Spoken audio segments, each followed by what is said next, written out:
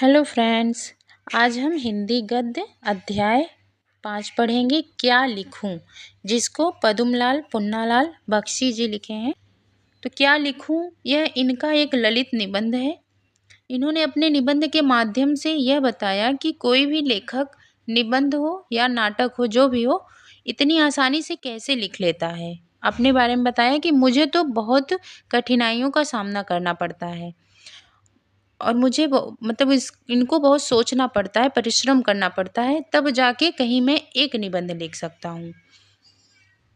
कई सारे लेखकों का उदाहरण दिया इन्होंने, जैसे मांटेन का उदाहरण दिया, शेक्सपियर का दिया, गार्डिनर का इनका उदाहरण दिया। गार्डिनर का एक उदाहरण देते हुए ये उनका उदाहरण बताते हैं कि उन्होंने जैसे हैट टांगने के लिए खूंटी काम दे सकती है, तो उसी तरह अपने मनोभावों को व्यक्त करने के लिए कोई भी विषय उपयुक्त है।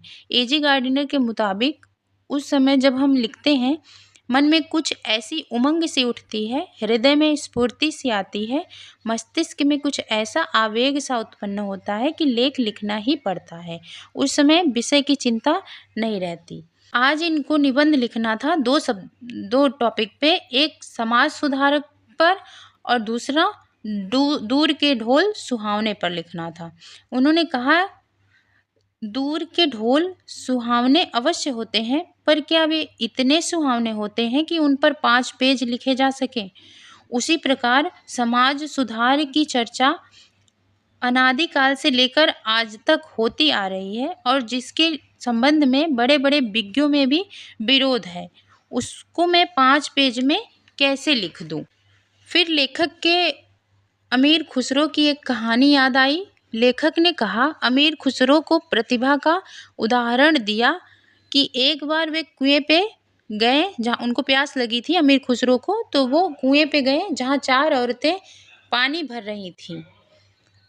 तो पानी मांगने पर एक ने खीर, दूसरी ने चरखे, तीसरी ने कुत्ते व चौथी ने ढोल पर कविता सुनाने की इच्छा प्रकट की। अमीर खुसरो विद्वान थे, उन्होंने एक ही पद्य में चारों की इच्छा पूरी कर दी। तो अमीर खुसरो जी का जो कविता है वो है, खीर पकाई जतन से, चरखा दिया चला, आया कुत्ता खा गया, तू बैठी ढोल बजा। इन्होंने चारों औरतों की इच्छा एक ही कविता में पूरी कर दी।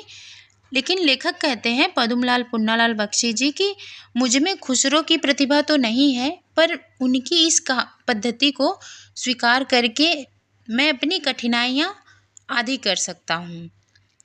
मैं भी एक ही निबंध में इन दोनों विषयों का समावेश कर दूंगा। मतलब उनको 2 विषयों पर निबंध लिखना था, एक दूर के ढोल सुहावने पे, एक समाज सुधार पे। तो उन्होंने सोचा कि जब अभी जो बाल्यावस्था में रहता है, तरुणावस्था में रहता है, उसको संसार का चित्र बड़ा ही मनमोहक लगता है। हाँ, और जो वृद्ध हो चुके हैं, उन्हें अपने अतीत की स्मृति बड़ी सुखद लगती है। वे अतीत का ही स्वप्न देखते रहते हैं। मतलब लेखक के अनुसार कि इसमें दूर के ढोल सुहावने का फील हो रहा है, जैसे जो वृद्ध हो गए हैं वो अपने बचपन की यादों को सोच के बहुत आनंदित होते हैं, और जो बच्चे हैं वो अपने भविष्य के बारे में, जो इसमें प्रेजेंट जो है, वर्तमान काल अपना सुधार का विषय हो गया, और दूर के ढोल सुहावने ये भी इसमें आ गया। अभी कोई अपने लाइफ पे ही ले लेते हैं, हम लोग 2-4 साल पीछे की लाइफ का सोचते हैं अगर, तो उसमें लगता है कितना अच्छा, कुछ सुखद पल ऐसे होते हैं जो लगता है कितना अच्छा पल था वो। लेकिन प्रेजेंट जो हो रहा है, क्योंकि वो चाहे अच्छा ही हो, लेकिन प्रेजेंट में जो हो रहा है वो उस पे ध्यान न देके पास्ट का सोचते हैं कि कितना अच्छा था। इसलिए प्रेजेंट जो है सुधार का विषय बन रहा है। तो इनका जीवन परिचय देख लेते हैं शॉर्ट में। पद्मलाल पुन्नालाल बख्शी जी का, तो इनका जन्म हुआ था सन 1894 ईस्वी में। इनका जन्म स्थान है खेरागढ़, छत्तीसगढ़ में, और शिक्षा इनकी BA है, और मृत्यु इनकी हुई थी 1971 में। और इनकी भाषा संस्कृति प्रधान थी, और सरल तथा व्यवहारिक उर्दू फारसी शब्दों का प्रयोग इन्होंने ज़्यादातर किया। तो अभी क्वेश्चन देख लेते हैं आप। फर्स्ट क्वेश्चन है, पद्मलाल बख्शी जी का जन्म कब हुआ था? तो इनका जन्म हुआ था 1894 को। बख्शी जी ने किस पत्रिका का संपादन किया? तो इन्होंने सरस्वती पत्रिका का संपादन किया। बख्शी जी को हिंदी साहित्य सम्मेलन द्वारा किस उपाधि से अलंकृत किया गया? तो ये साहित्य वाचस्पति से। आगे क्वेश्चन देखते हैं। क्वेश्चन है, हिंदी में किसका निर्माण हो रहा है? हिंदी में किसका निर्माण हो रहा है? तो हिंदी में प्रगतिशील साहित्य का निर्माण हो रहा है। अगला क्वेश्चन है, हिंदी के निर्माता क्या समझ रहे हैं? तो हिंदी के प्रगतिशील साहित्य के निर्माता समझ रहे हैं कि उनके द्वारा जिस साहित्य का सृजन किया जा रहा है उसमें भविष्य का गौरव निहित है। अगला क्वेश्चन है, तरुण वृद्ध होकर किसका स्वप्न देखेंगे? तो तरुण वृद्ध होकर अतीत के स्वप्न देखेंगे। अगला क्वेश्चन है, दोनों के ही स्वप्न सुखद होते हैं, लेखक का क्या आशय है? तो इन्होंने पूछा है कि दोनों के ही मतलब वृद्ध और तरुण दोनों के ही स्वप्न सुखद होते हैं, इसे लेखक क्या कहते हैं? तो यहाँ लेखक का आशय है कि युवाओं को भविष्य के स्वप्न सुखद लगते हैं तथा वृद्धों के को अपने अतीत के स्वप्न सुखद लगते हैं। इस प्रकार दोनों ही अपने सुनहरे स्वप्नों को देखकर प्रसन्न होते हैं। अगला क्वेश्चन देखते हैं। पद्मलाल पुन्नालाल बख्शी जी का जन्म कब और कहाँ हुआ था? इसको तो पढ़ चुके हैं, फिर से देख लेते हैं।